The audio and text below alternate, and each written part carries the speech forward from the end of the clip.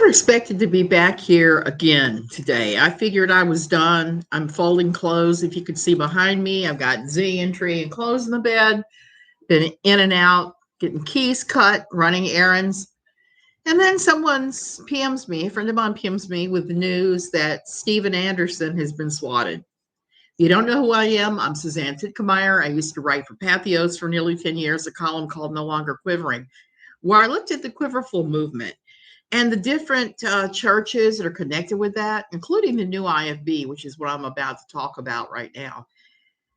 Don't bully or harass anybody to talk about. This is all just my personal opinions. Thank you thank you for showing up. This one is a hard one. I don't know if you guys know who Steven Anderson is. I have had my own head knockings with the Andersonites. The last time I took to YouTube to talk about Anderson, it was after the death of Todd Ferguson, who was part of the Reason Files, which was a YouTube channel dedicated to looking at the awful that was coming out of the new IFB. Now, I've heard some things lately, various pastors having problems with each other. There's a lot of infighting in the leadership. Well, yesterday, and this to me is a capper of a weekend that I'm going to say a dirty word, shitacious. Shitacious weekend with a shooting of 17 in Milwaukee on Friday night, followed by, hey Pink now, followed by Saturday's horrific shooting at a grocery store in a black heavy part of town in Buffalo. And then yesterday, a shooting at a church in California. It's a weekend of violence, crazy violence. What has our country come to that this is what's going on now? And then somebody swatted Steven Anderson while he was doing a live podcast. Okay, if you know me at all, you know that I never approve of anybody going real life. I don't believe in swatting people. I don't believe in going real life at all.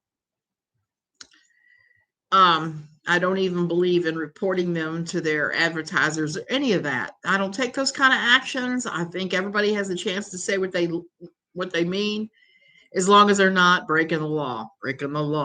So I need to talk a little bit about the history of Anderson. Anderson is pretty out there. He was studying in his teens to be an independent fundamentalist Baptist pastor. But he actually ended up inventing his own religion after he decided that the independent fundamentalist Baptist was just too liberal for him. So he created his own version called the fundamentalist, it's been one of those days, called the New Independent Fundamentalist Baptist. Hey, T. King.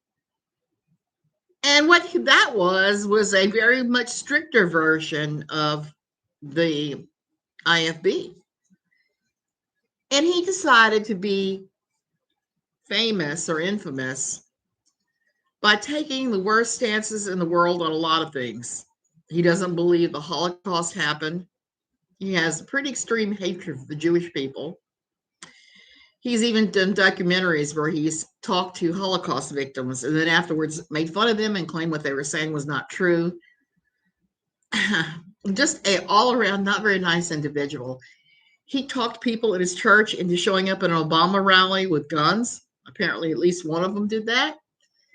He's called for the death of President Obama back when Obama was president. He has called for the death of everyone identifying as gay. By the end of the year, like 7 or 8 years ago, he did that. He said the government should execute them and it would stop AIDS. And he really believes that crap. He celebrated when the Pulse nightclub shooting happened in Orlando. He celebrated like he thought that was, he's been kicked off YouTube so many times for all this nonsense that he keeps coming back and having his sermons uploaded in various forms, and they usually catch him. Just like you might have a cockroach infestation one time. But eventually you're going to route most of them. And when they come back in, you're going to pull out that can of Raid and you're going to zap them. He is crazy. I believe so, Pink Nana. His wife, maybe not quite as crazy, Susanna Anderson. She was in the house with 8 of their children, I think it was. I read, or was it 8 or was it 9 of the children when the SWAT team showed up. Someone called in and said that he had killed his wife, but they'd seen him kill his wife and they were worried because he had a gun and he was in the house. 9 children. It was 9. It was not even 8. It was a 9. I think they have like 11 or 12. So he has been, the person who swatted him said that he was there. He had shot his wife and he had the gun on the kids. So the SWAT team came, they showed up with guns drawn like they tend to do, and with the helicopter. And they apparently lured Susanna Anderson outside and kept asking her if she was okay. And she was like, yes, I'm okay. I'm okay. He's in the basement doing a podcast. And they, after law enforcement determined that Susanna and the children were okay, they went down and started pounding on the door trying to talk to Stephen, who was in live streaming at that exact moment. Oh, Anderson keeps saying that he believes he was swatted. I believe he was too. That's the problem today, is with Skype and some of the other programs on your phones. You can place an anonymous call easily. And somebody called the police department there, said that he had killed his wife and was getting ready to kill his kids, and he had a gun. He was violent. I disapprove of that extremely. But I have to give the local police their props too, because they didn't come in with guns blazing and shoot them all up, which they easily could have done. I'm sure they were aware of the controversy surrounding Stephen Anderson. It would be hard not to be, to live in that area, especially Tempe, Phoenix area, that area around there where he lives and his church is and things. Anderson has garnered so much press through the years over his hate-filled rants, even though I gotta say, I did watch his sermon where he made fun of the Catholics, and he came out in his bathrobe with a toilet brush, and he was doing all the things the priest would do, and I kind of laughed. Sick kind of a laugh, but I laughed because he had a dead-on impression of what a priest would do in the Catholic Church, but with some disgraceful, disgusting things. So Anderson is an awful person. He just is. He's an awful person. He's crazy. A couple of years ago, he got into it with a lot of parishioners because his sons and some of the other boys in the church who were 18 or older were having some pretty disgusting, inappropriate chats with girls who were 13 or 14 years old that were sexually based and laden with violent words. I saw all 500 pages of the chat. It was pretty bad. Anderson called a church meeting, demanded that they all shut the heck up about it, and that as far as he was concerned, it never happened. And he shipped his son off to somewhere else, California, to another state even. Here's the sad part about what happened with that. He excommunicated the parents of the girls that had been talked to inappropriately in a sexual fashion by young adult males. He excommunicated them all and banned them all from the church. And one of them lived next door to him at the time before he moved to the place where he's living now. So you're talking about awkward, very awkward. And here's the problem with the whole thing. I talked to a lot of these parents that were involved. Their kids were involved. They were excommunicated. And none of them seemed to realize that what had happened to their girls was actually a crime. It was not a matter of young boys just acting rambunctious or stupid like Anderson tried to say. It's actually a crime. Oh, thank you, Tracy. Thank you. Thank you so much. I'm trying. So anyway, Anderson kicked all these people out. None of them knew that their kids, their daughters had been exposed to a crime. None of them knew that it was not a good thing for the girls. I talked to so many of them and said, you need to get therapy as a family to get past this because you're being kicked out of the only church you've ever known. And these girls have got to be extremely confused and hurt right now. And I managed to talk a few of the parents to going to the local police department to talk to them. And then there was a CPS investigation. It triggered that. Susanna was very angry that it triggered that, but it did. And there were some kind of consequences for it. I've not been able to find out. The other thing that's kind of scary to me about Anderson and his folks, besides the fact that they routinely will show up on my channel here and tell me they're going to come to Costa Rica, they're going to hold me down and shave my head. Some of them have said they would remove my shaven head from my shoulders. It was 2 years ago. I'm looking right now at my wall. So they're really scary in how they like to threaten people. They use fear and intimidation.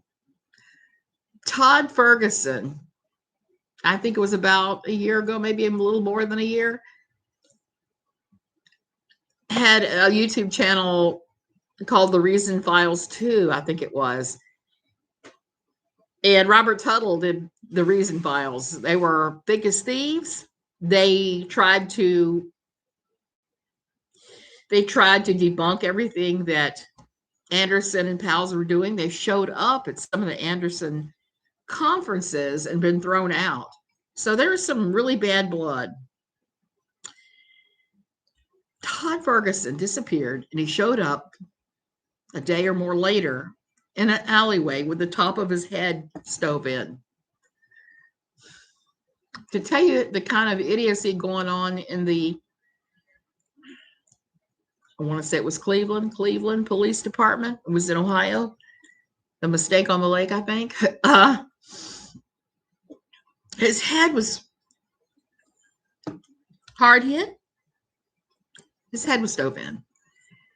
And the police there, even though we kept talking to them, saying, you've got to look at the NIFB because they knew about the death and were bragging about the death before it had been announced, before his body had ever been found. They were bragging that he was dead, and they were posting all these videos towards him, saying a ton of stuff about him being dead when the body hadn't even been found at that point. So I'm thinking they may have bumped him off. It just looks like it. So a lot of us that were, it is against the law to threaten somebody, but good luck trying to get that enforced. It's very difficult. You know, I could go to the cops here and file a denuncia on all those people and get restraining orders, but I'm not even going to bother because the chances of them coming to Costa Rica are slim and none. And then they'd have to figure out which one of the 10,000 villages I'm in. They have to get past Jose at the neighborhood guard gate. Oh, Jose has a gun. They'd have to get over my 12-foot fence. They'd have to get around all the burglar alarms. They'd have to get around a lot of things. It would just not happen. So Todd had showed up at one of their red hot preaching conferences and they'd confronted him, and it was pretty nasty. And then Todd turns up dead in an alleyway, and they're bragging about it before his body was even found. Yet, the police department where he was, and I want to say Cleveland, I have to look up my notes. I was looking at them this morning, ruled that it was a natural death. They said that he had a heart attack, and when he fell down, he hit his head in the alleyway. Heart attack, fall down, hit head. The injury was on the top of his head. And if you fall down, you could all the way around your head suffer an injury, but it's very unlikely that you're going to suffer an injury right on the very top of your head. But it's Ohio, and the way the laws and the investigations run in Ohio is not good. I believe they probably murdered him, and they've gotten away with it. So somebody who opposes Anderson, and it could be anybody because the Andersons are listed, their church is listed as an official hate group on the Southern Poverty Law Center's website. And my understanding is the Justice Department has a file on them too. I don't know that for a fact, but I've been told that. So here we are. Somebody who hates Anderson has called his local police department and made some claims about Anderson killing his wife. And the next thing you know, they're down there, guns drawn, helicopter overhead. They brought the copter in and were shouting at them, "Come out with your hands up." What the hell is going on in this world? The Andersons are hateful people, and they teach a theology that is dangerous and damaging, and they believe in quiverful too. They leave a trail of victims, all those girls and their families, so many people who were kicked out for merely disagreeing with Stephen even a little bit. There's been all kinds of drama with the pastors who are all part of the new IFB. Stephen Anderson has gotten into it with a number of them. And since he's the Pope, he gets away with it. He's the mob boss. He thinks he can get away with this crap. And so far he has. But somebody tried to even the score by swatting him, which, like I said, absolutely wrong. That's the wrong way to go about taking down your enemies. When you are opposing someone that is that hate-filled and that vengeful, because the Father God that Anderson and pals follow is this angry guy who's ready to just croak everybody in his path, who is not as righteous as the Andersons. There's no love in that theology. There's no Jesus, as far as I'm concerned. They are just majoring on the minors. They're taking very small parts of the Bible and trying to make that the whole bulk of the salvation message. And it's just pretty crazy. So normally I would look at something bad happen to somebody and say, couldn't happen to a nicer guy. But this time I can't say that, because we should never go real life with people that we don't like that.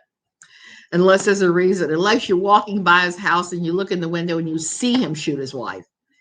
Anything short of that, you leave absolutely alone. The funny thing is, reading some of the articles about this, and I'm going to put them in the description, is that what they did to Anderson is only a misdemeanor. So even if they catch someone, they're not going to get much more than a tiny slap on the wrist. The laws, I'm going to repeat what I've been saying all week. The laws involving the internet need to change and evolve. The internet evolves. The laws have not. They have kept way behind on everything. This is kind of like, do you remember? Well, maybe you remember, maybe you don't. If you're as old as I am, old as dirt, you'll remember that in the 70s, nobody took domestic violence seriously. Not at all. And I had to remind my husband that fact the other day, because we were talking about an incident with my ex-husband after I had filed a restraining order and started the divorce proceedings. A really crazy incident that happened with him. And my husband, Sweet Jim, turns to me and says, "Well, why didn't you call the East Baton Rouge Parish Sheriff's Department?" I said, "I did." I said, "Well, why didn't they do anything?" It's because in those days, no one took domestic violence seriously. They did not take any kind of domestic violence against women seriously, much less men. That didn't even exist in that planet, they're thinking. So these laws, they have to change. And it is disgusting and surprising that it's not worse than a misdemeanor. Yeah, look at Anderson's kids. There were 9 of them in that house. If the cops had come in with guns blazing, they might have killed Susanna or the children. And as awful as Stephen is, I can't see that being a good thing ever. And as reactionary and paranoid as both of them are, Susanna and Stephen, I think they're going to verklempt about this and they're going to make hay on this and claim that the whole world is against them and that their rights have been impinged. I have a feeling about this. This kind of reminds me of every time a certain blogger starts claiming that she's been hacked to take the pressure off of herself. So this did happen. Apparently, there was a police report about it. But I have a feeling they're going to use it as proof that the world is wicked. Don't do this stuff. Just don't. Okay, you guys, I need to go. This is the second time I've come on here this morning. Normally I do one sometimes. And the sky is still gray. It's still spitting rain. So I have a feeling that we're going to have more flickering electricity and internet. I just want to come on this and rant because Steven Anderson is just awful. You're recovering from the new IFB? Oh my goodness. Oh my goodness. I know he calls them all a reprobate. He's called me a reprobate. So, yeah, I'm sorry that you were part of that. I have seen so many people who've been damaged by his version of theology. And for the life of me, I can't understand where they get their view that God is this vengeful guy in the sky who's ready to just croak everybody in his path. I don't get it. I just do not get it. Because the Jesus I knew, even when I was part of Quiverful, was not quite that punishing. And even then, it was mostly women he punished, well, church. So it just astounds me. So I pray for safety for that family. I mean, this is not what they need to have happen to them. We need to be opposing their theology, but not trying to harm them. My ex-husband was beaten. The neighbor called the cops. When the cops got there, all they did was ask me what I did to make him hit me. Oh, Pink Nana, that was kind of like my experience. I called the sheriff's department. They showed up and said, lady, what did you do to make him so angry to hit you? And it's like, I have a restraining order. I have a restraining order against this guy. And he broke the lock and came into my house, which he's not on the lease at all. Came in there. Yeah, I had to tell my husband, I left our marital asset, our biggest one, our home that we're buying. I left it because of him and his behavior, and I could not feel safe there. And the East Baton Rouge Parish cops were not going to help me at all. I moved. So we got all this nonsense going on. And I don't quite know what to think. What's going on with the states is everything's just getting worse. I mean, only thing that COVID did was expose how awful things had gotten. And I don't know if you guys have experienced this in the States. I'm guessing you have.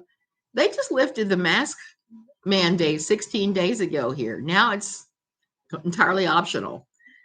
So what's happened is only a few of us are masking and everybody else is running around willy-nilly unmasked. No one is maintaining social distancing. All of the COVID restrictions, all the things that people do, washing their hands, putting on hand sanitizer, all of that is just flown out the window. No one is doing it except for a few of us freaks. And it's kind of disconcerting. I'm almost afraid to get on the plane in a couple of weeks to go back to the States because I know I'm going to be sitting among a bunch of people who aren't masked. My brother had to take care of it for me. At least you had that option. My father wanted to take care of it with some of his connections, but I had to say, no, please don't do that. Please don't do that, because they're going to, if my ex had disappeared and turned up in the Mississippi in little pieces, they'd come talk to me first. And I don't want any part of that. So thankfully, things are better as far as that goes now. At least they will arrest somebody now. And if you have a restraining order, they'll make an attempt to enforce it, but not back then. This was like the late 70s. A very different time, very different. And I'm not sure how Steven Anderson has managed to sway as many people as he has. to his church and his idea of theology.